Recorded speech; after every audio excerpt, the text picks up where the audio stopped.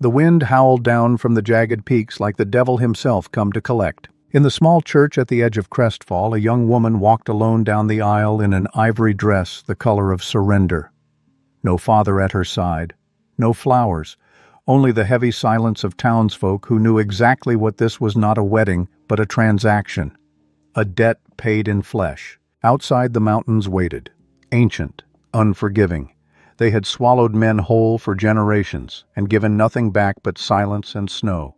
She had been sold to settle her father's sins, delivered to a stranger who lived where the world ended, a man carved from pine and grief who asked for nothing and offered even less. But in the shadow of those peaks, something dangerous was stirring. Not hatred, not fear, something far more treacherous. Hope. In the high country, debts are never just about money. Some are paid in blood, some in years of loneliness, and some in the slow, aching birth of trust between two broken souls who never asked to belong to each other. This is the story of the mountain man's debt bride, and the mountain always collects what it is owed.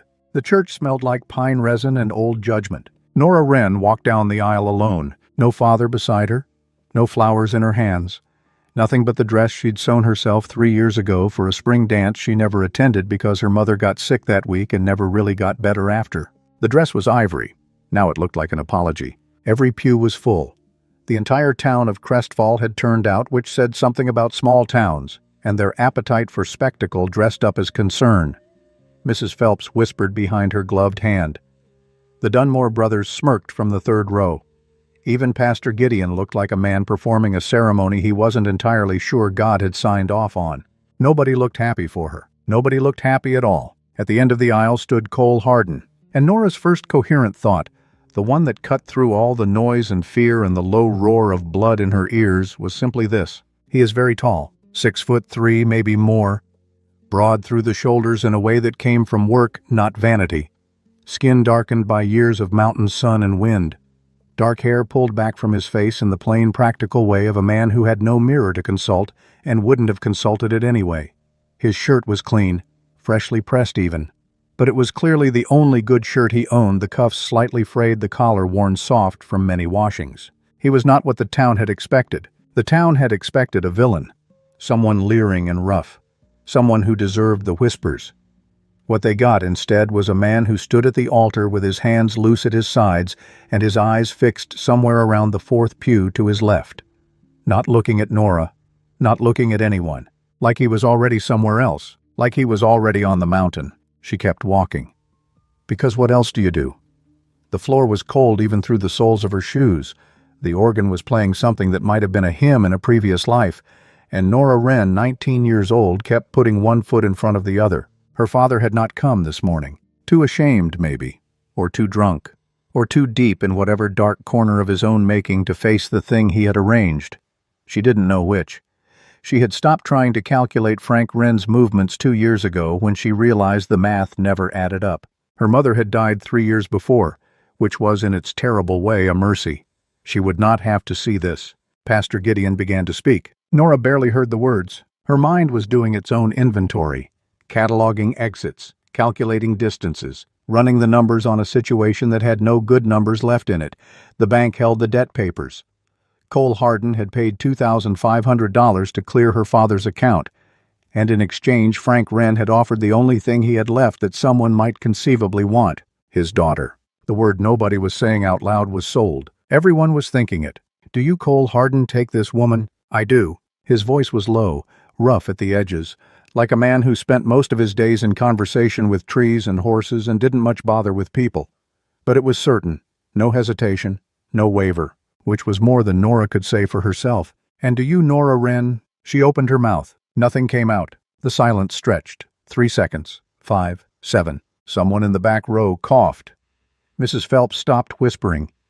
Pastor Gideon's eyebrows rose exactly 1 inch above their resting position, and Whol Harden looked at her, for the first time, directly.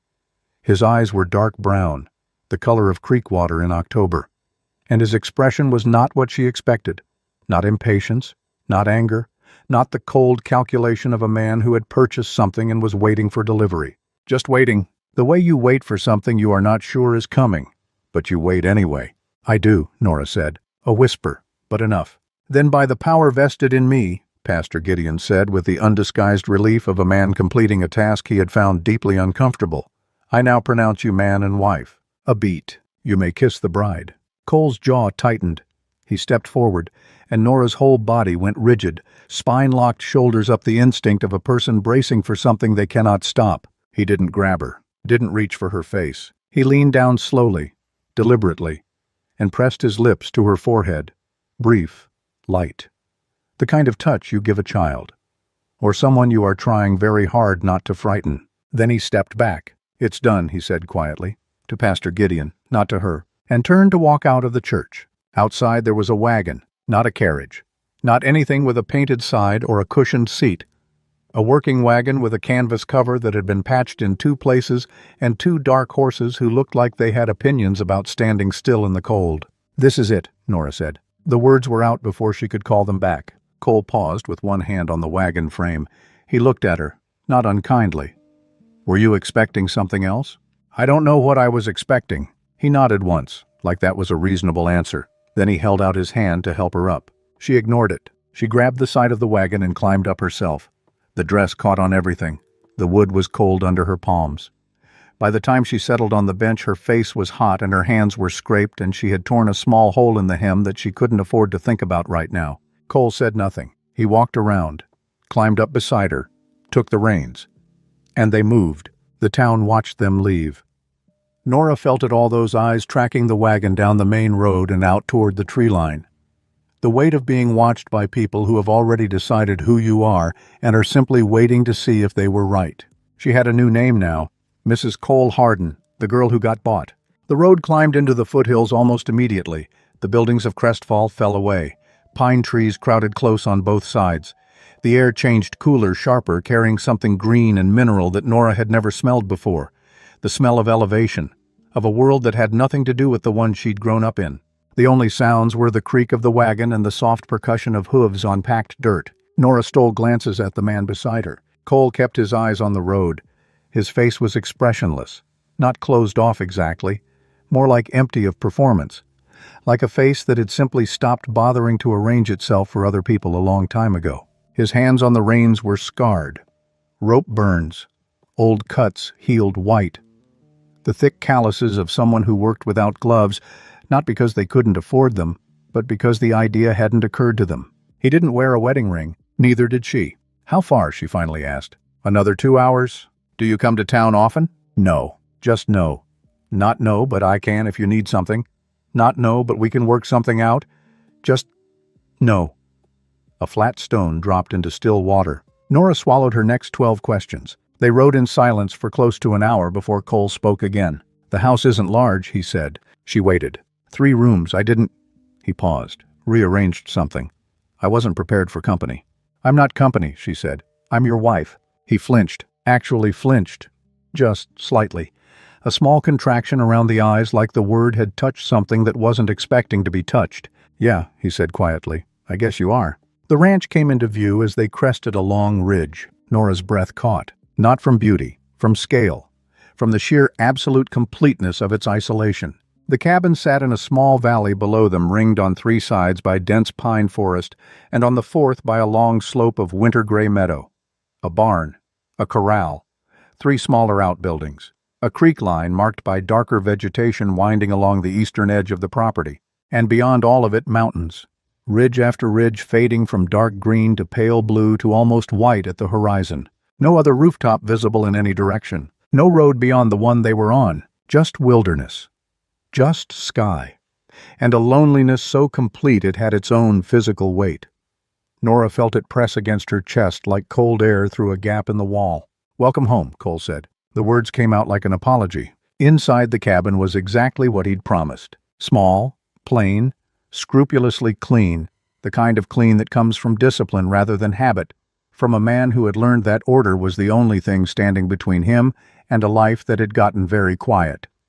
The main room held a cast-iron stove, a table with 2 mismatched chairs, and a sofa that had seen better years but was well maintained, a kitchen corner with a dry sink and shelves of labeled jars, 2 doors leading off the main room, and a 3rd door, smaller than the others, set into the wall at the far end of the hallway that ran behind the main room.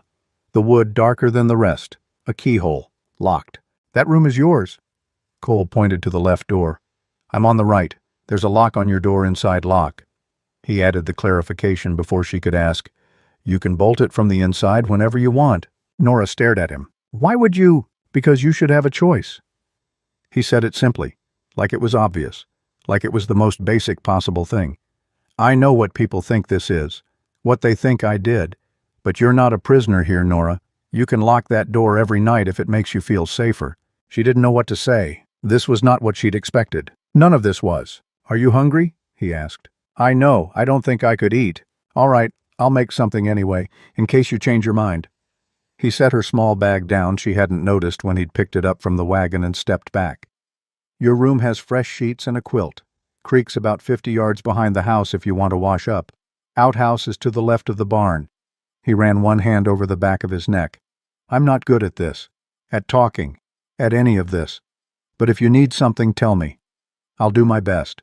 Then he walked away into the kitchen, leaving her standing in the middle of a strange room married to a man she didn't know, with a lock on her door and nothing else she could say with any certainty. She didn't sleep that night. She lay on the narrow bed still wearing the ivory dress she had nothing to change into. Her father had sold everything before the wedding.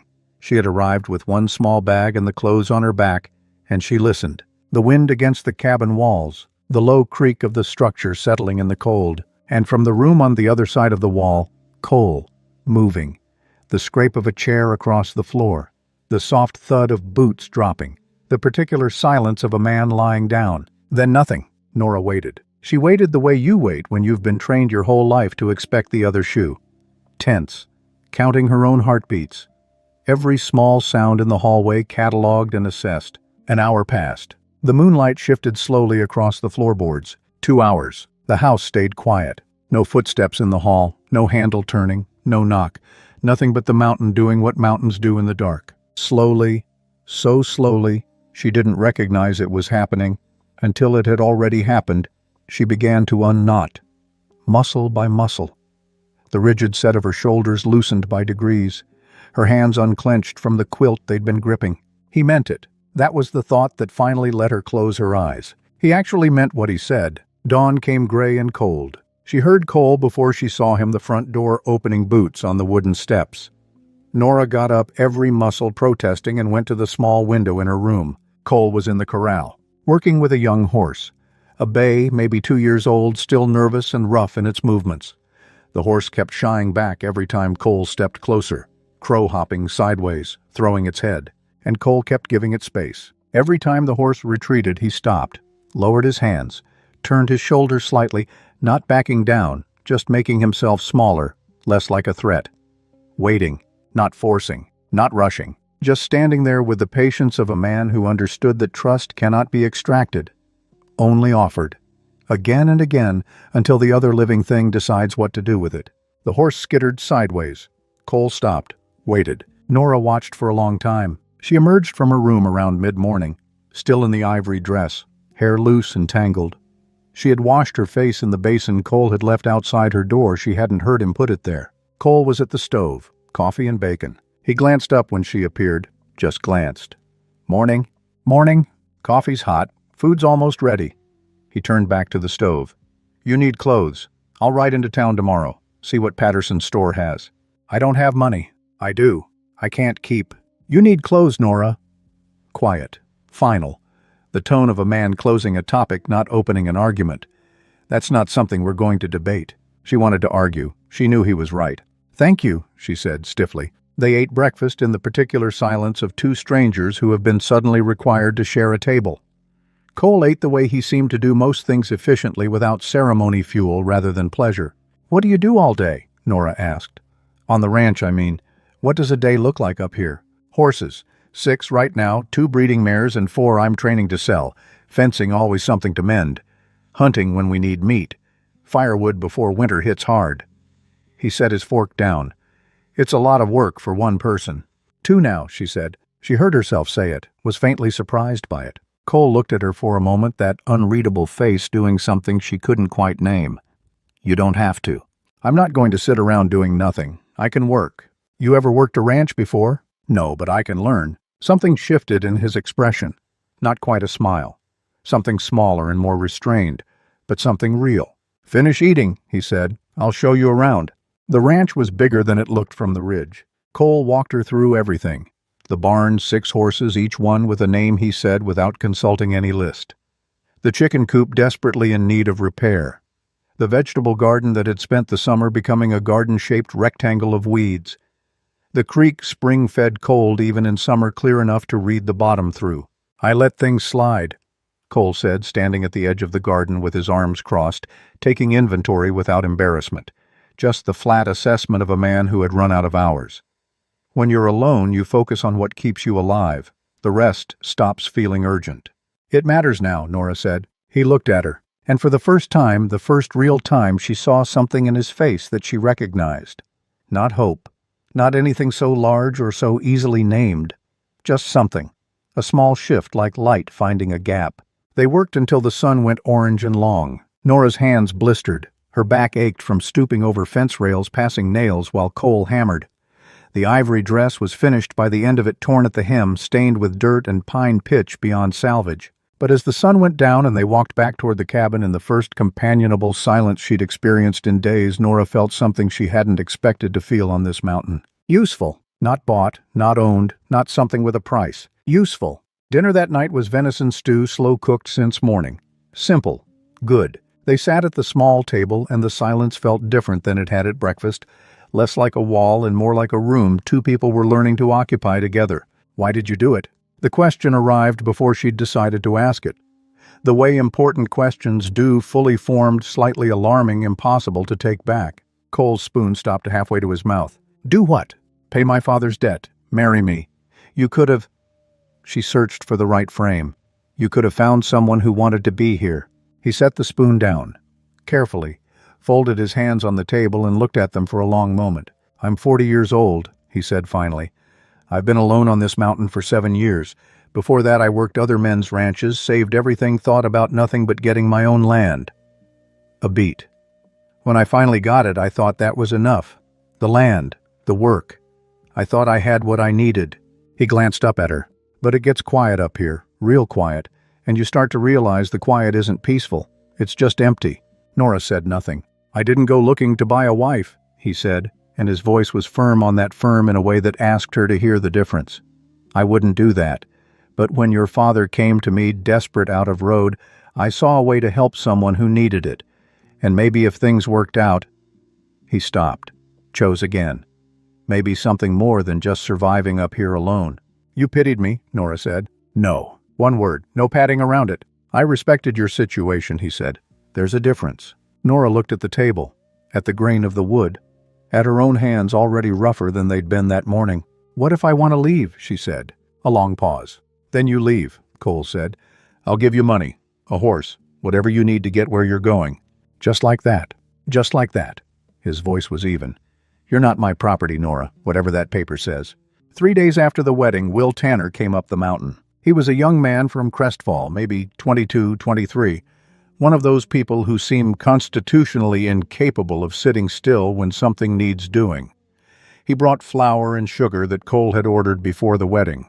And he brought, without quite intending, to the first piece of information that cracked Nora's understanding of what had happened to her. She caught him alone by the barn while Cole was checking the south fence line. "The debt," she said. "My father's debt. Do you know the actual amount?" Will shifted, looked at the ground. Will. It's—" he exhaled. "The bank books had it at 1,800, maybe a little under." Nora stood very still. "Cole paid 2,500, she said. "Yes, ma'am." "So there was a difference of $700, give or take. And where did that go?" Will Tanner had the look of a man who had walked cheerfully into a conversation and was only now realizing it had a much lower ceiling than expected. "Mr. Hardin gave it to your father. Said—" Another shift. "Said your father told him it was for you, to get you started. Clothes and things when you arrived." The barn was very quiet. Wind through the pine trees above the ridge. A horse moving in its stall. "He kept it," Nora said. "Not a question." "I believe so, ma'am. I'm sorry." She nodded once, turned and walked back toward the cabin. She did not cry. She had no interest in crying. What she felt instead was something colder and more precise, the click of a mechanism settling into its correct position. Her father had taken Cole's money. the money intended for her, and sent her up this mountain with one bag and nothing else. She sat on the edge of her bed, pressed her palms flat on her thighs, breathed, then stood up, went to the kitchen, and started doing the dishes from breakfast. Because the only thing she'd ever known how to do with a fist to the stomach was keep moving. The fifth night she couldn't sleep. This had become a pattern, lying awake, cataloging the mountain sounds she was still learning to identify. Wind in pines sounded different from wind in open meadow. The creek changed pitch with the temperature. The horses in the barn had their own small vocabularies. She was lying there, sorting through all of it, when she heard the front door. Soft, careful, the sound of someone trying not to wake anyone. Nora got up, wrapped the quilt around her shoulders, went to the crack in her door, and looked through. Cole was on the porch, sitting on the top step, back to her facing the mountain and the dark. In the moonlight she could see the set of his shoulders, the way he held his head, and in his hands a small wooden boat, carved from a single piece of pale wood, maybe 6 inches long, the kind of thing that takes skill and patience and a great deal of careful time, the kind of thing you don't make for no reason. Cole turned it slowly in his hands, thumb running along the hull, over the tiny railing, the mast he'd shaped with a knife smaller than his thumb. He sat like that for a long time. Then he put the boat in his shirt pocket, stood, came back inside. Nora didn't move until she heard his door close. Then she went back to her bed, lay on top of the quilt, stared at the ceiling. In the morning she saddled the gentler of the 2 horses Cole had shown her and rode the 2 hours down to Crestfall. She found Will Tanner at his family's place near the feed store. "The locked room," she said. "The door at the end of the hallway. Do you know what's in it?" Will looked at her for a moment. Then he sat down on the fence rail. "Cole had a wife," he said, "about 7 years back. Mountain woman, quiet like him. They had a boy." He paused. "The baby came early. She fought hard to keep him. Cole, too. But the fever came in the 2nd week. The boy was 3 years old when it took him. The world went very still." "3, Nora said. "Yes, ma'am. Eli, they called him. After the boy passed." Will's voice was careful, respectful. "Cole's wife left. Not out of meanness. She just couldn't stay in that place after. Went south to her sister's. Cole stayed." "Alone," Nora said. 7 years. Nora looked at the road, at the ruts worn by wagon wheels, at the shape of a town she'd lived in her whole life and would never quite belong to the same way again. She thought about the wooden boat, about the locked door, about a man who had not thrown away his dead son's room or the toy he'd carved for him, who had simply locked the door and lived with what was on the other side of it, every day, for 7 years. She thought, what kind of man does that? And then almost immediately, what kind of man are you? She rode back up the mountain. When she returned, Cole was splitting wood in the yard. He didn't stop when she rode in. He kept working with the steady rhythm of someone who had done this 10,000 times and would do it 10,000 more. She unsaddled the horse herself, groomed it, put it away. Then she came out and stood near the woodpile. "I went to town," she said. "I know, tracks went south. I talked to Will Tanner. The axe came down, the wood split clean." Cole picked up both halves and stacked them. "He told me about Eli," Nora said. "The axe didn't come down again." Cole stood with it in his hands, looking at the chopping block. His jaw was set in a way that wasn't anger, something more complicated than anger, something that had been held in place for a long time. "I'm sorry," Nora said. "I'm sorry that happened to you." A silence with weight in it. "Wasn't looking for sympathy," he said finally. "I know, I'm not offering it." She stopped, found the right thing. "I understand the room now, the quiet, all of it. I understand it better than I did yesterday." Cole set the axe against the woodpile, carefully, like setting something down that mattered. He didn't look at her. "He would have been 10 this February," he said. Nora didn't say anything, because sometimes the only right response is to be still, to let the words land where they need to land without reaching to cushion them. "He liked the water," Cole said. "Never seen anything bigger than the creek, but I carved him boats." His voice was level, the voice of someone carrying something very full and walking very carefully. He used to float them in the wash basin. Nora looked at the locked door from where she stood, the small window beside it, the dark glass reflecting nothing. "You don't have to explain it to me," she said. "I know." A pause. "But I wanted to." The week that followed was different. Not easier, but different in the way things are different when you've said something honest and discovered the honesty didn't kill you. Cole began teaching her the ranch in earnest, not walking her through it like a tour guide, but working alongside her and letting her figure out what she could. She learned to curry the horses without spooking them, learned which hen would peck and which wouldn't, learned that the garden soil needed breaking before anything could go in, and that mornings were better for it before the ground warmed and hardened. He was a good teacher, patient. He never condescended. When she got something wrong, he showed her again without comment. When she got something right, he nodded. Sometimes that nod was worth more than she had words for. One morning she came to the kitchen to find coffee already made and a pair of work gloves on the table beside her cup. No note, no explanation. She put them on. They were slightly too large. They were exactly right. The Sunday of the second week, Cole said they were going to church. Nora looked up from the mending she was doing. Why? Because if we don't show up eventually, they'll talk more than they already are. They're going to talk anyway. Yes, he said. But there's a difference between talking about people who are hiding and talking about people who aren't. She knew he was right. She didn't enjoy knowing it. She wore the blue dress he'd brought back from Patterson's simple cotton well-made a blue that suited her better than the ivory ever had. Cole wore his good shirt, the one from the wedding. They rode down together, Cole on his dark stallion and Nora on the bay mare who had started just barely to trust her. The stairs began before they reached the hitching post. Inside the church, people shifted in their pews. A corridor of empty space appeared around them wherever they went.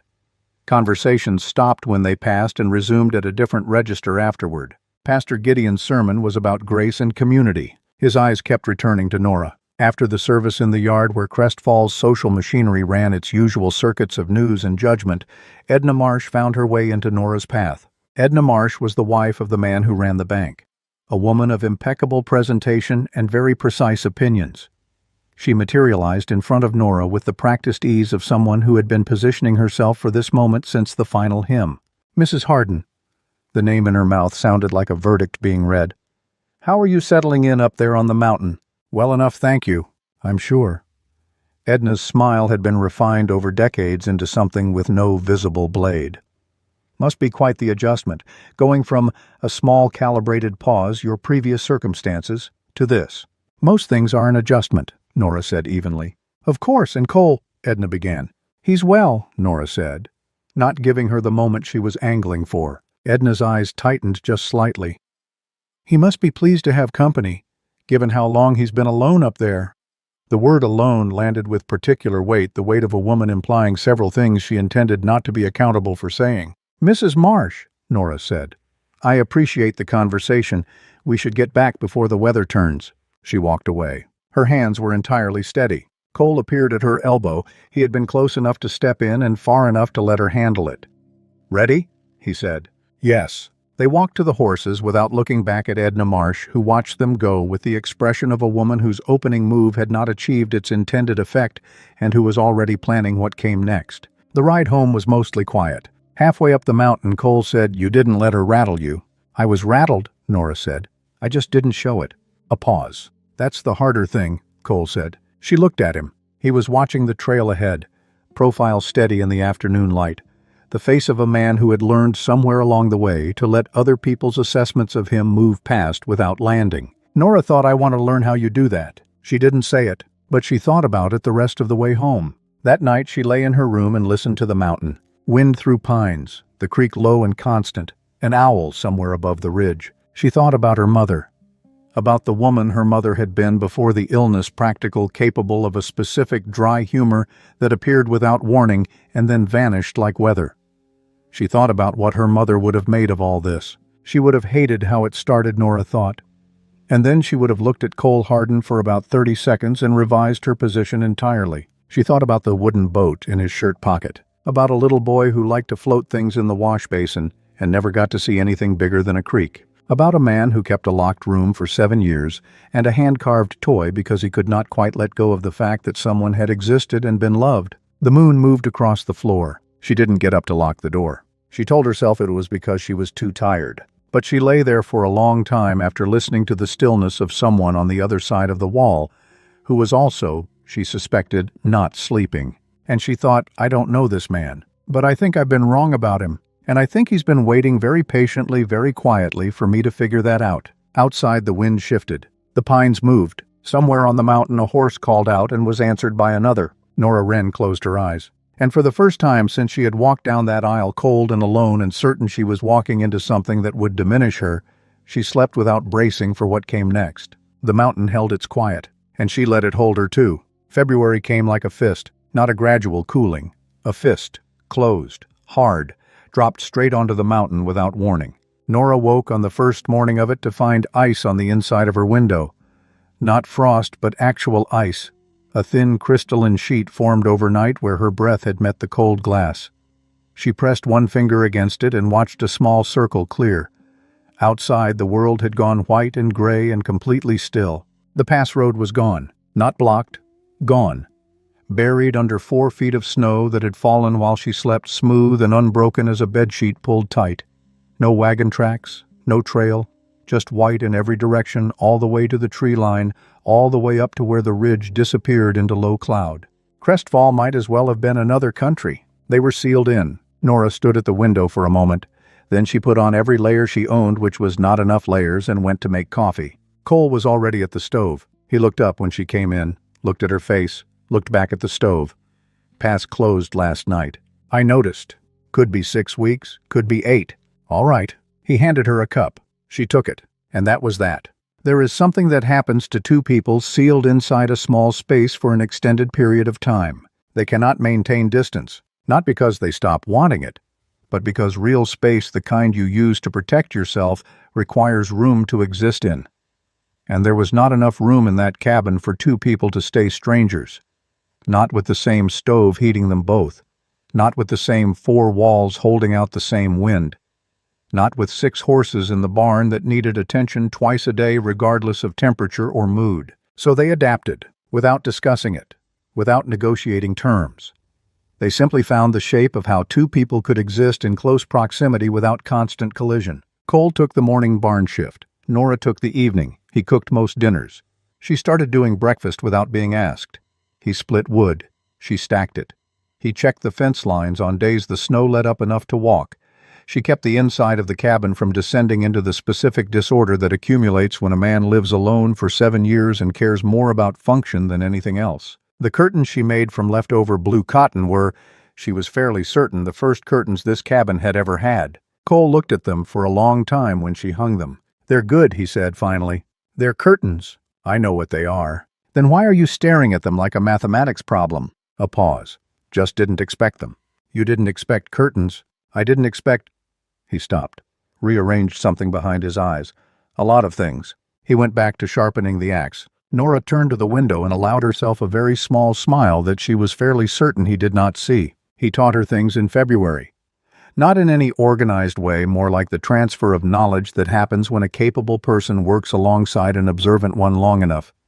Things leaked through. He showed her how to read incoming weather in the sky, not by feel alone, which she'd always assumed was superstition, but by the angle of cloud formation over the eastern ridge and the way the wind changed in the hour before a storm. The pressure shift you could feel in your ears. The silence that arrived just before the snow. "The mountain tells you," he said one morning, standing outside looking up at the northeast sky, "if you go quiet long enough to hear it." Nora looked at the thick gray bank building on the horizon. "That's going to be bad." Cole glanced at her. "When did you start seeing that?" "Maybe 2 weeks ago. I wasn't sure I was right." "Were you—" She thought about the 3 storms since then, each one she'd seen coming before it arrived. "Yes." He nodded once, went back to work. But there was something in that nod. She filed it away alongside the others. He showed her one afternoon how the boats were made. She hadn't asked. She simply came into the main room to find him at the table with a small block of pale birchwood and a set of carving knives, and she sat down across from him and watched. He worked with complete attention, slow, certain strokes, nothing wasted. "It's something I do in winter," he said without looking up, "when there's less outdoor work. Boats, specifically. Mostly." A pause. "Other things sometimes." Nora watched his hands. "Eli's was the first one," Cole said, very quietly, still not looking up. "Made it when he was born. Took me 3 weeks because I kept starting over, kept thinking it wasn't right enough." A short exhale. "He was 3 years old. He didn't care if it was right. He just wanted to put it in the water." Nora didn't say anything. "Because some things you witness rather than respond to." "I've made 11 boats since he died," Cole said. He finally looked up. His eyes were steady, not wet, not performing anything, just present with the weight of it the way you are with something you've carried long enough.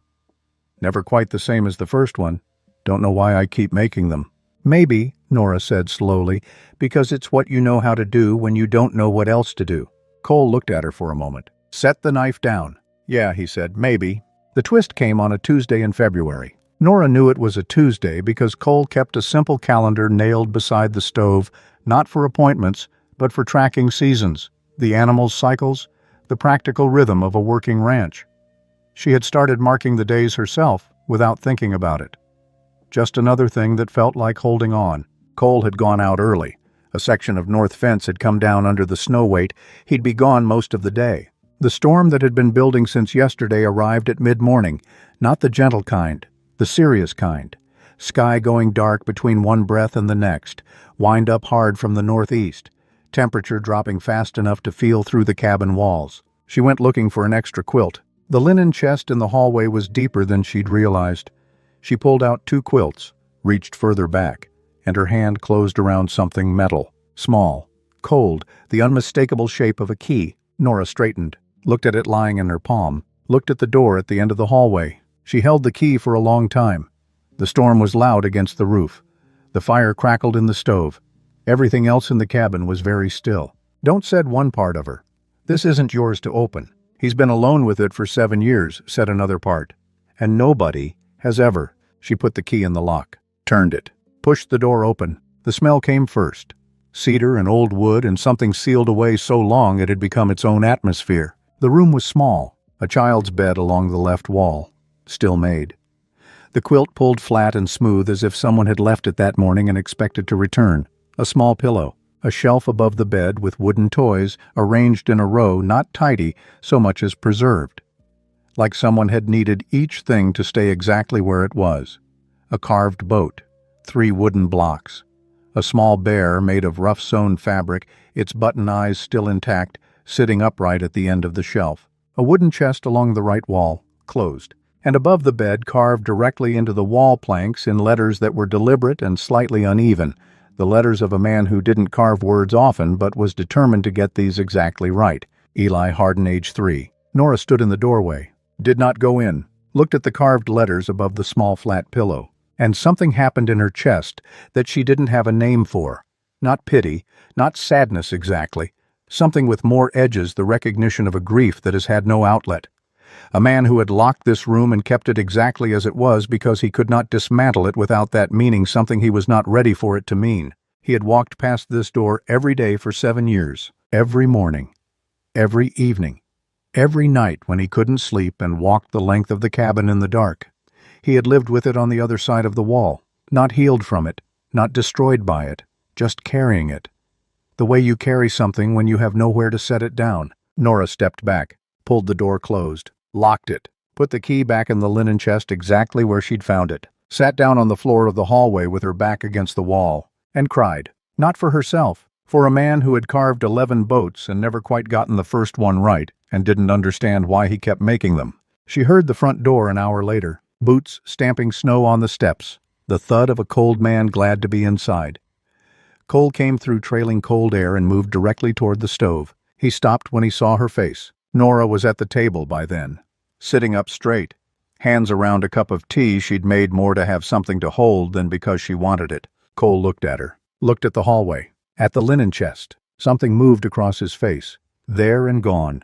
He pulled off his coat, hung it on the peg, sat down across from her. The fire spoke for them, the wind against the roof, the sounds of a storm doing what storms do. I didn't go in, Nora said. I opened the door, I looked, I didn't go in. Cole's hands were flat on the table. I know, he said. I'm sorry, I found the key and You don't need to apologize. I do, it wasn't mine to... Nora. His voice was quiet, but it stopped her. You don't need to apologize. A long silence. I haven't been in that room in 6 years, he said. She waited. I keep thinking I'll be ready. He looked at his hands. Then morning comes and I walk past it and I think not today. A breath. Not today keeps going for a long time.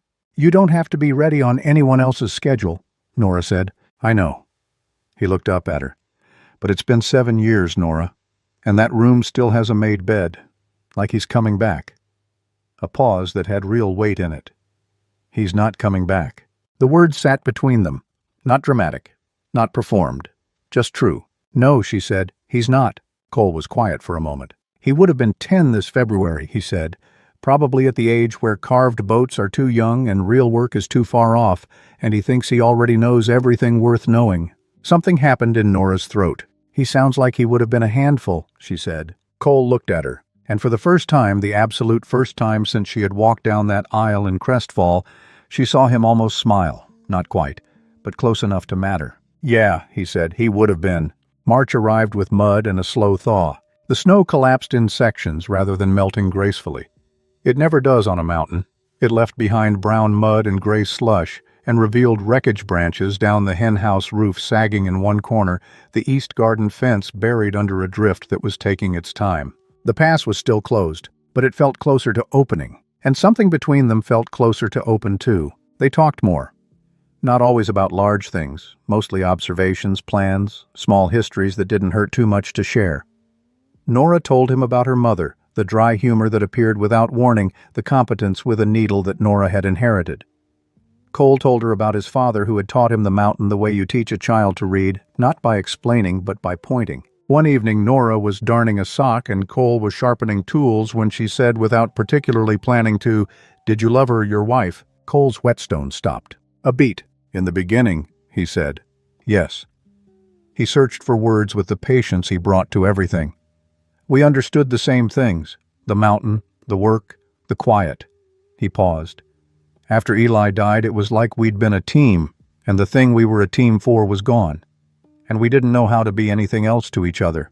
"I'm sorry," Nora said, "for all of it. It was a long time ago. Grief doesn't run on a calendar." Cole was quiet for a moment. "No," he said, "it doesn't." Then the twist arrived with the mud. Will Tanner came up the mountain the first week the pass cracked open enough to let a horse through. He had the look of a man who had been wanting to deliver something for weeks and was only now getting the chance. He told Nora in the yard while Cole was in the barn. Frank Wren had been talking. All winter. At the saloon, at the feed store, at every gathering where men stood with time on their hands and someone else's story to tell. Frank had been going around Crestfall saying Cole had paid $4,500. "He's been saying 4,500, Will said. Not looking at her directly, looking at the middle distance the way you do when you're delivering news you already know is going to hurt. "For you. For the marriage." Nora was very still. "The real number was 2,500, she said. "To the bank, yes ma'am." "And the 700 extra Cole gave him." "Yes, so the actual total was 2,500, Nora said. "And my father told everyone it was 4,500, to cover the money he kept." "That's what it looks like." The mud under her boots was very cold. Somewhere in the barn a horse moved. "He let the whole town think Cole paid nearly $5,000 for me," Nora said, "like buying livestock, and he built the number high enough to hide what he'd stolen. I'm sorry, Mrs. Harden. I thought you should know." "Thank you, Will." Will rode back down the mountain. Nora stood in the yard for a long time. Then she went inside, sat at the table, put both hands flat on the wood and waited for Cole to come in from the barn. He came in at midday, stomped his boots, washed his hands at the basin, turned to find Nora sitting at the table with the particular stillness of someone who has been holding something in long enough that it has become a physical effort. "Will came," she said. Cole looked at her. "He told me what my father has been saying in town, about the money, the number." A silence. "Sit down," she said. Cole sat. "Did you know?" "Yes," Cole said. One word, no softening. "When?" "A few weeks after the wedding, Will came up with supplies and mentioned what he'd been hearing in town." Cole's hands were flat on the table. Steady. "Your father told people the higher number before we even left Crestfall on the wedding day." "And you didn't tell me." "No." "Why?" He looked at her directly. Dark eyes, steady as the mountain outside. "Because you had been sold by your father, arrived at a stranger's house in the middle of winter with one bag and a dress you couldn't afford to ruin, and were already carrying more than one person should carry at once. Adding your father's dishonesty on top of that." He stopped. "It wasn't the right time." "You decided that." "Yes." "That wasn't yours to decide," she said. "I know. I had a right to know." "Yes, you did." He said it without defense, like a man acknowledging a fact rather than deflecting a blow, and that the absolute lack of evasion took some of the heat out of her anger. Not all of it, but some. "Why did you give him the extra money?" she said. "The 700 you gave him beyond the debt." "Because I told him it was for you, to get you started somewhere new." A pause. I knew he might not pass it on. I hoped he would. I was wrong. You knew he might steal it, and you gave it anyway. I gave it because it was the right thing to do with it. What he did after is on him." Nora looked at the table, at the grain of the wood she'd been looking at for 2 months now. This table she ate at, worked at, sat at in the evenings when the mountain went dark. "The whole town thinks you paid nearly $5,000 for me," she said. "The whole town thinks a lot of things. This one matters. Does it?" She looked up. Cole met her eyes. "What the town thinks you're worth and what you're actually worth are not the same number. They never were. And what your father did with the money doesn't change why I gave it." He paused.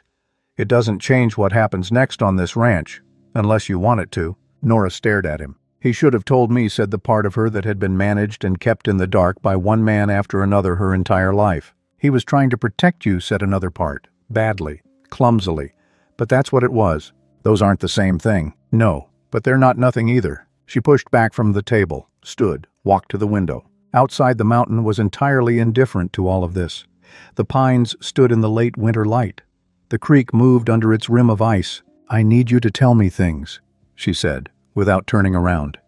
"Even when you think the timing is wrong, even when you think I can't handle it, I need you to let me decide what I can handle." Silence behind her. "All right," Cole said.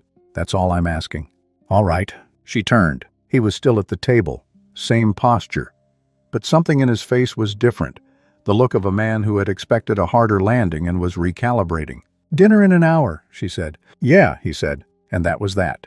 Ada Croft came on a Thursday in late April. The pass was fully open. The mud was drying. The first green was pushing up through the meadow grass, pale and completely determined. Nora was in the garden doing the first real digging of the season when she heard the horse. She looked up. A woman, young, maybe 22, 23. Riding a horse that didn't belong to her, moving it with the urgency of someone who has made a decision and is riding hard before she can unmake it. She pulled up at the edge of the yard, dark circles under her eyes. A bruise along her left jaw she'd tried to cover with something and failed. Her hands on the reins were steady, but her face was not. "Is this the Hardin Ranch?" she said. "Yes," Nora said. "Are you—" She stopped, swallowed. "I heard about you. In town. What you said at the church gathering a while back, about survival." A breath that came out uneven. "I didn't know where else to go."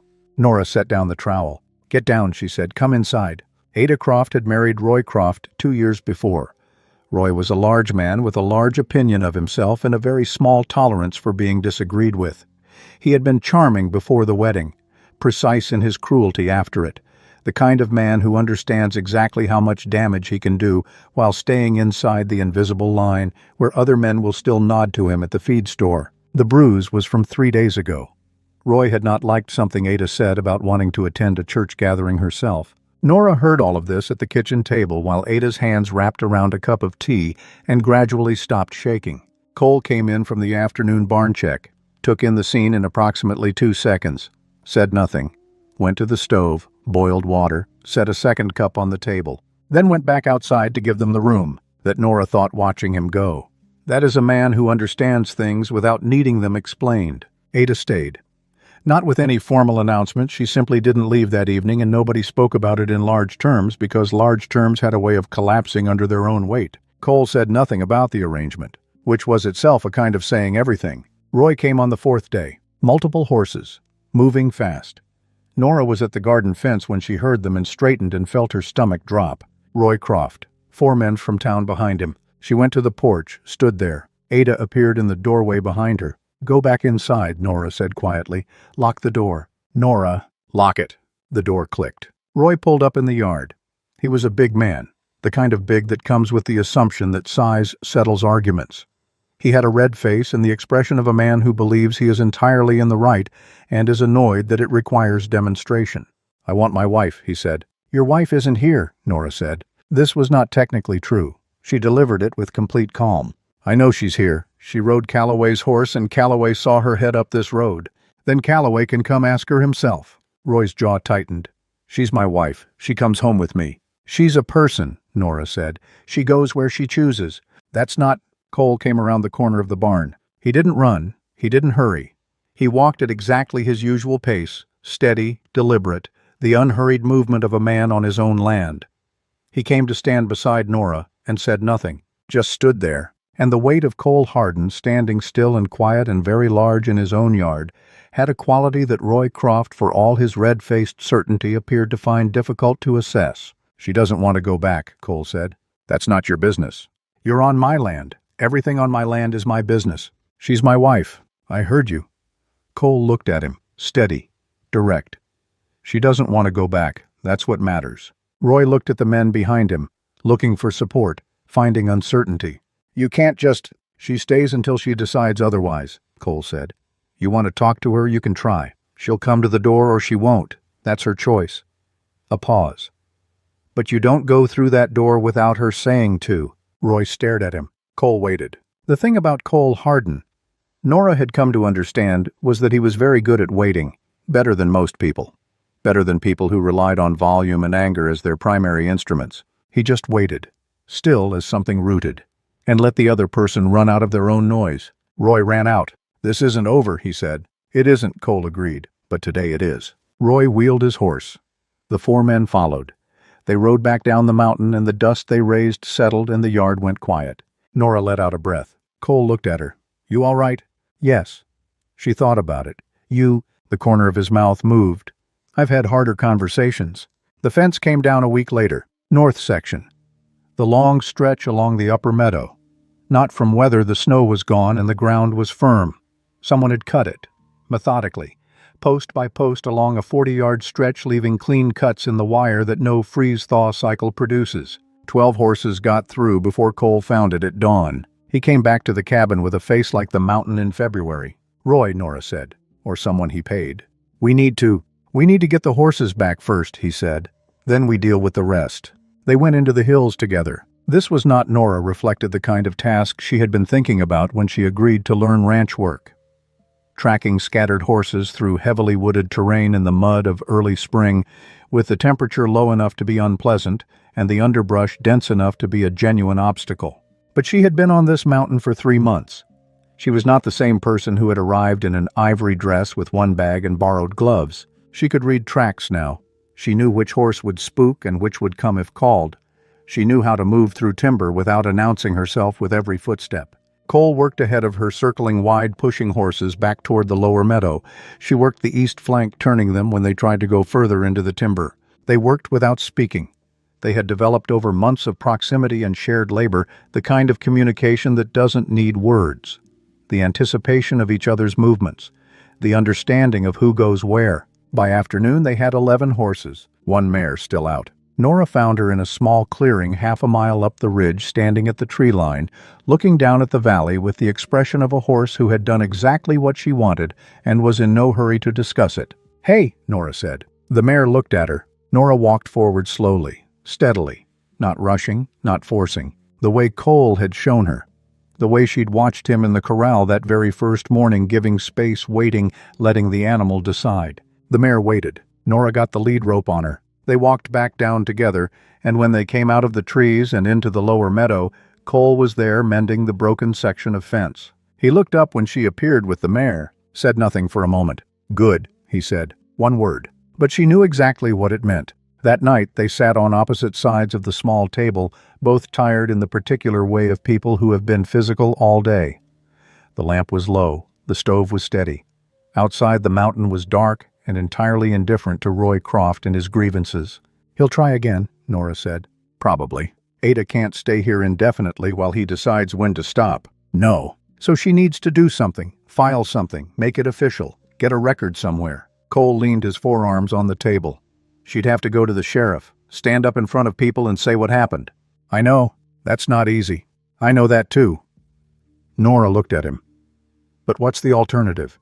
She stays on our mountain for the rest of her life while Roycroft tells himself she's coming home any day now." Cole thought about it. "You should talk to her, not me." "I'm going to. I just wanted to."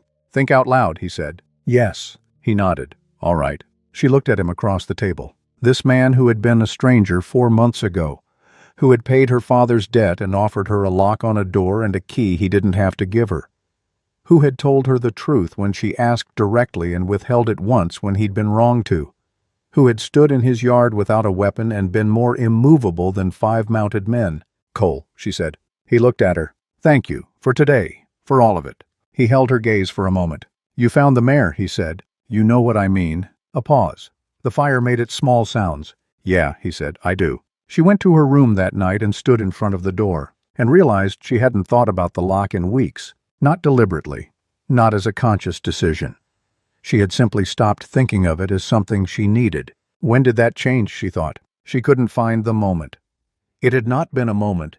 It had been a slow accumulation of mornings and evenings and shared silences and work done alongside someone who had never not once given her a reason to be afraid. She went to sleep without locking it, and woke in the morning to coffee already made cold in the barn and the mountain doing what it always did. Outside, the first wildflowers were coming up through the meadow grass. Small, pale, entirely determined. Nora put on her boots and went to work. May came in green and relentless like the mountain had been holding its breath all winter and finally let go. The meadow grass came up fast. The creek ran high from snowmelt. The apple tree beside the barn, the one Nora hadn't known existed until the leaves appeared, put out blossoms so white they looked deliberate. Ada was still at the ranch, still sleeping on the sofa, still helping in the garden with the focused quiet of a woman who has learned that making herself useful is the safest way to exist in someone else's space. But also slowly, in the way healing actually works, starting to sit up straighter at meals, starting to offer opinions about the garden layout without being asked, starting occasionally to laugh. The morning Ada laughed at something Cole said, a dry observation about one of the hens and her apparent personal vendetta against the fence post. Nora caught the sound of it and felt something loosen in her own chest. Because Ada laughing meant Ada was still here, present, not just surviving the minutes. But surviving the minutes was not a long-term plan. The conversation happened on a Tuesday morning in the garden. I need to do something, Ada said, not asking permission, just a statement delivered into the middle distance. Nora kept turning soil, waited. Roy's not going to stop, Ada said. Men like Roy don't stop because you leave. They stop because something makes them stop. Like a court record, Nora said. Like a court record. A silence, a robin in the apple tree. I'd have to testify, Ada said. In front of people. Yes. In front of Roy. Yes. And his friends, who will say, they'll say what men like that always say, Nora said. That you're exaggerating, that you're unstable, that you were difficult to live with. She stopped digging, looked at Ada directly. They'll say it. It'll land. It'll hurt. And the jury will still hear what you said. And the bruise on your face when you arrived. And the fact that you rode 2 hours up a mountain in April because you had nowhere else to go. Ada was quiet. I'm not telling you it's easy, Nora said. I'm telling you what it is. Will you come, Ada said, to the courthouse? We'll both come, Nora said. Cole too. He doesn't have to. He'll want to, Nora said. He just won't say so. Cole said nothing when she told him that evening. He was cleaning tack in the barn, saddle across the sawhorse. He kept working, finished the section he was on, set the cloth down. When, he said, Will's going to help file the paperwork this week, hearing probably 3 weeks after. All right. That was the whole conversation. And Nora stood there a moment thinking, I have spent my entire life around men who said a great deal and meant very little. And this one says almost nothing and means all of it. Word spread through Crestfall the way it always does, fast, hot, distorted. By the time it reached Edna Marsh, which took approximately 4 days, Ada had been variously described as having abandoned her husband, been manipulated by Nora Hardin, and representing some kind of threat to the established order of domestic life in the county. Edna Marsh called a community gathering at the church. The announcement came through Will, who delivered it with the expression of a man bringing news he already knows is unwelcome. She's calling it a community discussion, Will said, about standards of conduct. Whose conduct, Nora said. Will looked at the ground. Right, Nora said. Cole said at dinner the night before, we don't have to be there. Yes, we do. No, we don't. Edna Marsh's opinion of you doesn't require your attendance. Nora set down her fork. It's not about her opinion. It's about Ada. If we don't show up, the story that gets told tomorrow night is the story Edna wants told. And Ada has to face a jury made up of people from this town in 2 weeks. She looked at him. The story matters. Cole pushed a piece of venison across his plate, looked up. All right, he said. The church was full. Every pew. Standing room along the walls. The collective heat of an entire community that had turned out telling itself it was here for justice while actually being here for the show. Ada sat between Nora and Will Tanner in the third row. Her jaw was set. Her hands were in her lap. She had the look of a woman who had made a decision and was not going to unmake it just because the room was larger than she'd hoped. Cole sat on Nora's other side. Straight. Still. Taking up exactly the space he needed, and no more. Edna Marsh was formidable. That was the word, not large, not loud, simply formidable in the way of someone who had spent 40 years learning how much authority could be projected through posture and silence. She spoke about values, about the sanctity of marriage, about what happened to communities when the bonds holding them together were treated as optional. She spoke with the precision of someone who had written this out beforehand. She did not mention names. She didn't have to. When Edna finished, 3 people spoke in support of her position. Roy Croft sat in the back row with his arms crossed and said nothing, which was somehow worse. Then Ada stood up. The room went quiet in the way of people who were not expecting this. Ada was 22 years old, and she had been frightened for most of the last 2 years, and she stood in front of a full church in the town where she'd been born, and her hands were shaking, and she spoke anyway. She said Roy Croft had hit her 11 times in 2 years. She knew the exact number. She said it clearly. 11. She said he had locked her in the house for 4 days after she attended a church gathering without his permission. She said she had left because she wanted to live to be 30 years old. She said all of this in the same tone of voice someone uses to describe weather, not because she felt nothing, but because she had been living with it for 2 years and had had 2 years to understand that it was simply what had happened. The facts were the facts. And then she sat down. The silence that followed had weight. Then Edna Marsh made a mistake. She said, a wife's difficulties with her husband are a private matter. What happens inside a marriage stays inside a marriage. Nora stood up. She hadn't planned to. She was on her feet before she'd made any conscious decision to stand the way you move when something moves through you that is larger than deliberation. A private matter, Nora said. Her voice was even, but it carried. 11 times. That's the private matter you're describing. Edna's chin came up. Mrs. Harden, I married a man I didn't choose, Nora said. In this church, 7 months ago. And I stood here and said I do when what I meant was, I have no other options. And everyone in this room knew it. And half this room talked about it. A beat. So let's not pretend this community keeps private matters private. It keeps them private when the truth is inconvenient and public when it entertains. The room was very still. Ada Croft stood up in front of all of you and told you the truth, Nora continued. The exact number, 11. And you want to discuss values and sanctity. All right, let's discuss them. What value are we protecting when we tell a woman to go back to a man who hit her 11 times? What exactly is sanctified in that? She heard her own voice, heard the way it had stopped shaking without her noticing it start. I didn't come to this mountain willingly, Nora said. I want to be honest about that. I came because I had no options, and my father made a decision for me that I had no say in. And what I found up here, she stopped. Chose. I found a man who gave me a locked door and told me to use it whenever I needed to, who let me take up space, who taught me things and asked nothing back except honesty and work. She paused. That is not the story anyone in this town told about my marriage, but it is the true one. She sat down. Her heart was going considerably faster than her voice had suggested. Cole's hand found hers on the bench between them, and held it. Then Cole stood up. The room reacted the way a room reacts to something unexpected from an expected source. A small collective intake. A recalibration. Because Cole Harden did not speak at gatherings, everyone in Crestfall had known him for years in the distant way you know a mountain man who comes to town twice a season for supplies and leaves. And nobody could remember him standing up to say anything in public. He stood, and waited until the room was as quiet as it was going to get. I grew up in these mountains, he said. His voice was low, but the room was silent enough that low was sufficient. My father worked this land before me, his father before that. The way I was raised, he stopped, chose each word the way he chose everything, deliberately, without waste. The way I was raised, a man is measured by how he treats the people who can't do anything about how he treats them. That's the measure, not his acreage, not his credit at the bank, not how many people nod to him on the main street. He looked around the room. Ada Croft told you the truth tonight, he said. 11 times. He said it the way she had said it, plain, without drama. The question being discussed in this room is not whether Roy Croft should answer for that. The question is whether the woman who left him should have. A pause. That is the wrong question. And I think most people in this room know it. And I think they'll find the right one when they're not being watched." He sat down. No flourish, no call to action.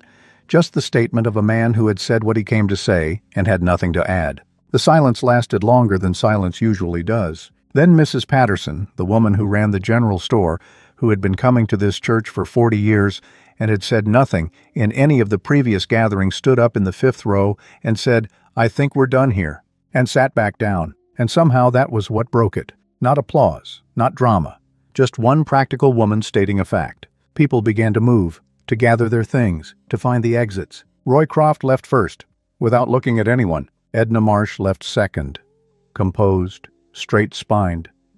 She looked at Nora on her way past and said nothing. But something in her eyes was different from what it had been. Not softer, not apologetic, just different, like a woman looking at something she recognizes but hasn't seen clearly until now. Outside, Will Tanner appeared at Nora's elbow. "That was something." "Was it effective?" Nora said. "Ask me in 3 weeks after the hearing." Ada came out last, blinking in the evening air. She looked wrung out in the way of someone who has done something that took everything they had. "You all right?" Nora asked. "I don't know yet," Ada said. "Ask me later," which was, Nora thought, the most honest answer anyone had given to any question all evening. The hearing was on a Wednesday in the 3rd week of May. They rode down together, all 3 of them. Cole on his dark stallion, Nora and Ada on the mares. The morning was clear and cold, and the mountains were sharp against the sky. The courthouse was a squat, functional building at the east end of Crestfall's main street, the kind of building that had seen a great deal of human difficulty and remained entirely unmoved by it. Roy sat at a table on the left with a lawyer from the county seat. Roy himself looked contained, confident in the way of a man who has already decided the outcome. Ada sat with Will Tanner at the table on the right. Nora and Cole sat in the gallery, 3rd row, together. Roy's lawyer did what Roy's lawyer had come to do. Built a picture of a difficult wife, an unstable woman, a devoted husband wrongly accused. He did it competently with the efficiency of someone who had built this picture before. Some of it landed. Nora watched the jury's faces, felt the particular helpless anger of watching a story get assembled from wrong pieces in front of people who have no access to the correct ones. Then Ada took the stand. She knew what to say.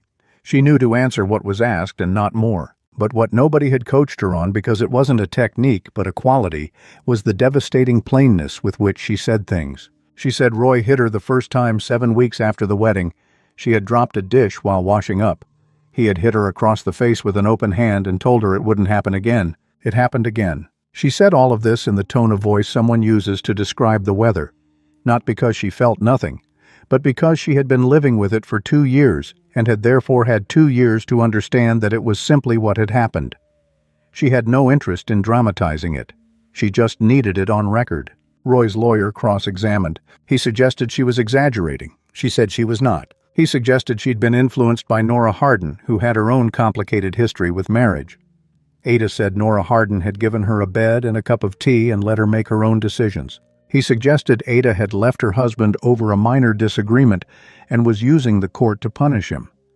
Ada said she had left her husband because she was afraid of him. Present tense, right now, at this table. The lawyer smiled the smile of a man who thinks he has scored a point. "If you're so afraid of him," he said, "why are you here?" Ada looked at him. "Because being afraid," she said, "doesn't mean you don't show up."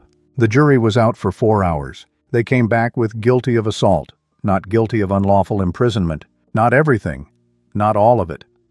A partial verdict that acknowledged the truth without fully accounting for it, which is, Nora had come to understand often what truth gets in rooms where the people deciding have their own blind spots and their own investments in how things work. Roy would face a fine, possibly a short sentence, a record. Not nothing, not nearly enough. Ada sat in the courtroom after the jury filed out and said nothing for a long time. Then she said, "Is that it?" "That's what they gave," Will said carefully. "He gets a fine. And a record. It follows him permanently." "It follows me too," she said. And there was nothing to say to that. Because it was true.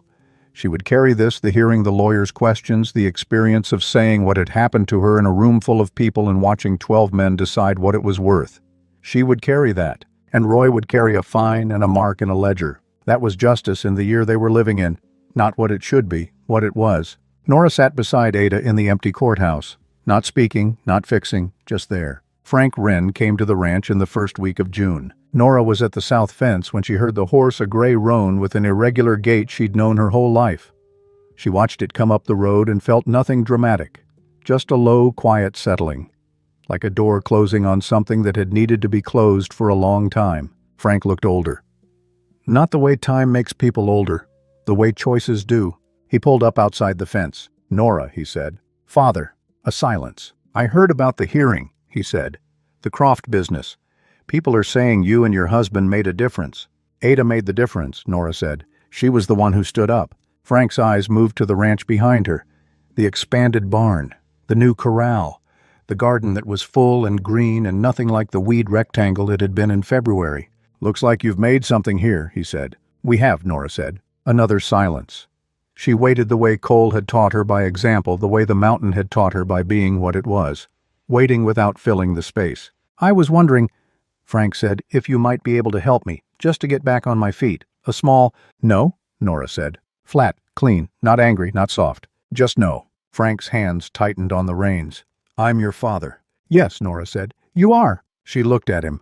This man who had gambled away her mother's medicine money, who had sold her to pay his debts and pocketed the extra without a word, who had spent the winter inflating the price of her own sale to hide what he'd stolen. She looked at him and felt not hatred, not love, something simpler and sadder than either. "You took everything you could take from me before I came up here," she said.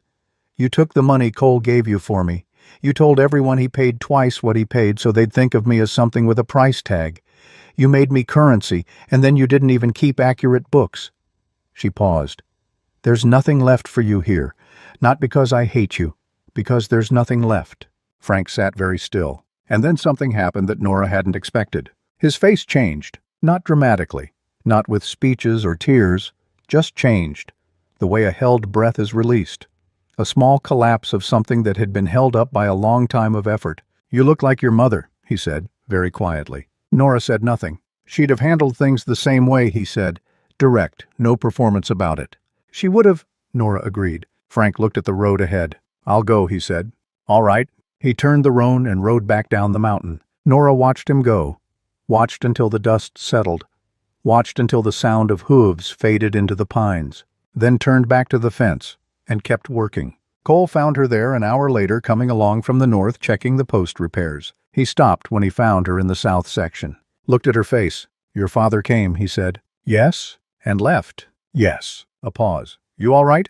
Nora thought about it honestly, not the reflexive response, but the actual inventory. "I think so," she said. She found it. He looked like someone who'd run out of road, and it made me sad, not for what he took, for what he never was. Cole was quiet for a moment. "That's a harder grief than anger," he said. "Yes," she said, "it is." He picked up the other end of the wire she was working with, held it steady while she attached it. They worked in silence, and that was enough. In July, Ada left for her sister's place in the next county. Not driven out, not fleeing, choosing. Her sister had a house, a spare room, a contact at a school that needed help. A beginning. She hugged Nora for a long time in the yard before she left. "You showed me it was possible," Ada said, "to be afraid and do things anyway." "You already knew that," Nora said. "You just needed somewhere to stand while you remembered it."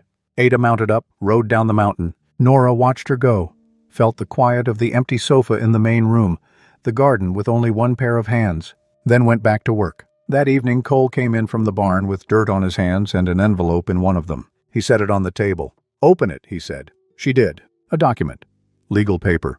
Official stamps in formal language and signatures in the right places. The property deed for the Hardin Ranch. 2 names. Cole Hardin. Nora Hardin. Equal ownership. Recorded. Legal. Permanent. Nora looked up. "When did you—" "Last month. Had Will handle the paperwork." He was at the basin washing his hands back to her, like he'd learned that sometimes it was easier for people to hear things when you weren't looking directly at them. "This ranch. The work you've done on it. The horses you've trained. The garden. All of it." He turned, dried his hands. "It's yours as much as mine. It should say so somewhere. It can't be taken back." Nora looked at the 2 names side by side. "Cole, you don't have to say anything about it." "I want to." "All right." She folded the document carefully, held it in both hands. "I came up this mountain because I had no other choice," she said. "And for the first month I kept reminding myself of that, like a reason to stay angry, a reason not to— She stopped. A reason not to let this be real. He was looking at her, and then somewhere in February, she said, in the cold with the ice on the windows and the horses and the fence and the carved boats and all of it somewhere in there, I stopped reminding myself. She looked up. I stopped keeping the distance, and I don't know exactly when, but I know why. Why, he said. Because you never gave me a reason to keep it. The room held that. The stove. The creek outside. The sounds of a mountain evening in July, warmer and fuller than anything she had known in February. I have to show you something, Cole said. He took her up the mountain at dawn the next morning, past the ridge.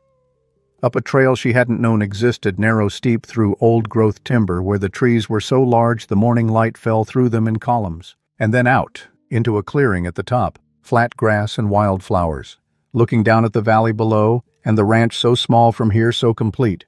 The barn and the corral and the kitchen garden and the apple tree in bloom. And beyond it, mountain after mountain fading into the distance. 3 flat stones arranged in a line at the edge of the clearing. Old, weathered, set deliberately. My father, Cole said. His father. And, he pointed to the third, my son. Nora stood beside him and looked at the stones. I brought Eli up here when he was born, Cole said. Tradition in my family. You bring the new one up so the land can know them. A pause. I don't know if that makes sense to anyone who didn't grow up with it. It makes sense, Nora said. Cole crouched, picked up 2 smaller stones from the grass nearby, turned them in his hands, then from his shirt pocket his knife. He worked for a few minutes in silence, carving into the flat face of each stone. He set one down. Nora looked at it. Her name, carved into mountain granite. Nora Hardin. He set the second one beside it, his own name, next to hers. On this mountain, Cole said, when you set the stone it means the land knows you. It means you belong to the place and the place belongs to you. He stood, put the knife away. The deed is what the courthouse has. This is what the mountain has. Nora looked at the 2 stones, at the 3 older ones beside them, at the valley below where their horses moved in the early morning light. She thought I walked into a church 7 months ago and I was so afraid I could barely say 2 words. And now I'm standing on top of a mountain with my name in a stone. It felt like ground, like solid, permanent, belonging to you ground. Cole, she said. Yeah, I love you. A silence. Not the uncomfortable kind. Not the kind that means the words have landed wrong.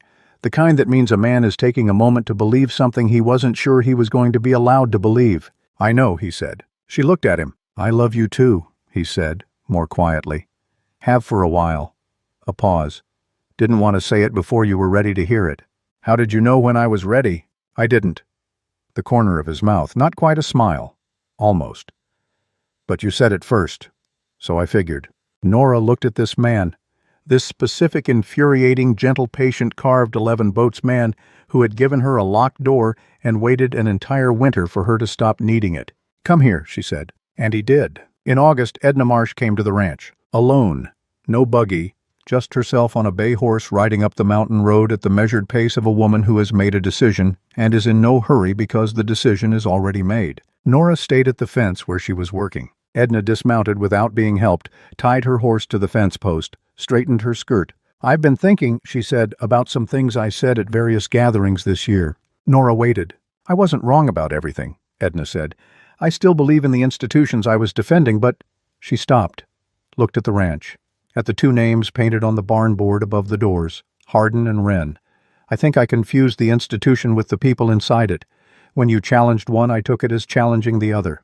Nora said nothing. Ada Croft, Edna said. What happened to her, I didn't want to see it, because if I saw it, I had to decide what it meant. She met Nora's eyes. It meant the institution I was defending was being used to hurt someone, and I wasn't ready to see that. I'm not asking for anything, Edna said. I just thought you should know I've been wrong about some things this year. Thank you, Nora said, for coming up here to say that.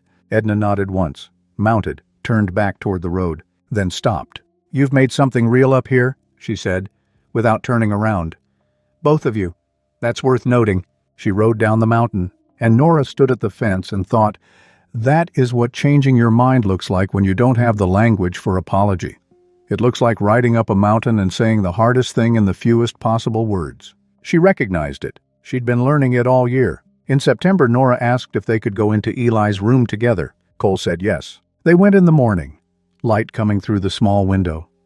The room the same as it had always been, the flat quilt, the shelf of toys, the fabric bear, the carved boat. Eli Harden, age 3, still in the wall above the bed. Cole stood in the middle of the room for a long time. Nora stood beside him, not directing it, not managing it, just there. Cole reached out and picked up the boat from the shelf, turned it in his hands. "The first one I made him," he said. "I started over 4 times. Kept thinking it wasn't right enough." "You told me," Nora said. He loved it anyway. He held it. He didn't care about right enough. He just wanted to put it in the water. Nora looked at the small boat in his large, scarred hands. "Maybe that's the thing," she said slowly, "about the boats. Maybe you keep making them because you're still trying to make the one that's right enough." She paused. "And maybe he already told you that it doesn't have to be." Cole was very still. Then he set the boat back on the shelf, carefully, in its place, picked up the small fabric bear, looked at it, set it back too. He turned, looked at Nora. "I want to put a chair in here," he said. "A reading chair, something comfortable, so it's a room you can actually be in." "All right," Nora said, not clearing anything out, not changing anything, just making it a room again. "All right." He looked at the carved name on the wall. "He existed," Cole said. "He was here. He should have had more time. But he was here, and that doesn't need to be locked away." Nora reached out, took his hand. He held it. They stood in the small room with the morning light coming through the window and the mountain holding everything up outside, and did not say anything else. Because there was nothing else that needed saying. 3 years later, the Hardin and Wren Horse Ranch had a reputation that reached 4 counties. The barn had been expanded twice. The corral doubled. A training facility with a covered pen for winter work that Nora had designed and Cole had built over 2 summers. 4 employees now, good ones. The breeding program had produced 12 foals the previous spring, all sold. Several returned customers asking for first access to the next season's stock. Ada wrote from the next county. The school had kept her on. She was engaged to a man who taught mathematics and had, by her account, never once made her feel afraid. Nora read the letter twice and put it on the mantelpiece where she could see it. Will Tanner had become their primary contact for county business, legal filings, land records, the ordinary bureaucracy of a working ranch. He was good at it, better than he gave himself credit for. Edna Marsh had not come back up the mountain. But when Nora came to Crestfall for supplies, Edna nodded from across the street. Not warm, but real. The nod of someone who has revised their position and is not going to make a production of it. Roycroft had left Crestfall the previous winter. Nobody seemed to know exactly where. Frank Wren sent a letter in the spring. 2 sentences. He hoped she was well. He hoped she was happy. No request, just hoping. Nora wrote back 3 sentences. She was well. She was building something she was proud of. She hoped the same for him. That was all. But it was honest. On an evening in September, 3 years and 8 months from the day she had walked down that aisle in the ivory dress, Nora sat on the porch of the cabin and watched the horses in the meadow below. Cole came out with 2 cups of coffee, set one beside her, sat in the other chair. The mountain was doing what it always did at this hour, going from gold to pink to purple in the west, the pines darkening, the creek catching the last of the light. "I've been thinking," Cole said. "About what?" "The south pasture. If we cleared the timber on the east edge, we'd have another 4 or 5 acres of grazing." "That's a winter's work," Nora said. "We have the winter." She looked at the south pasture, calculated it the way she'd learned to calculate things, not just the work, but the return, the horses they could run, the foals they could produce, the reputation that would follow. "All right," she said, "let's plan it out." He nodded. They sat in silence. The horses moved in the meadow. June, the bay mare, 3 years old now, fully trained, the best horse on the property, stood at the edge of the creek and looked up at the hill as if she knew she was being watched. "Can I ask you something?" Nora said. "Yeah." "That first morning, in the corral, the young horse, the way you kept giving it space and waiting." She paused. "Were you thinking about the horse, or were you thinking about me?" Cole looked at his coffee. A long pause. "Both," he said. Nora looked at him. He looked back. And then finally, fully, completely, he smiled. Not almost. Not the restrained version. The real one. The one that changed the whole shape of his face. Made him look younger and more tired and more real all at the same time. Nora felt it in her chest, the way she always felt it, like something warm and solid settling into place. "You could have just told me," she said. "You wouldn't have believed it." "Probably not. Had to show you instead." She shook her head. "Infuriating. Effective." She laughed. He watched her laugh. And the mountain held them both. the way it always had. Patient, permanent, entirely indifferent to anything that wasn't true. And everything between them, the whole impossible, unlikely, hard-won thing they had made from nothing, was exactly that. True. All of it. True.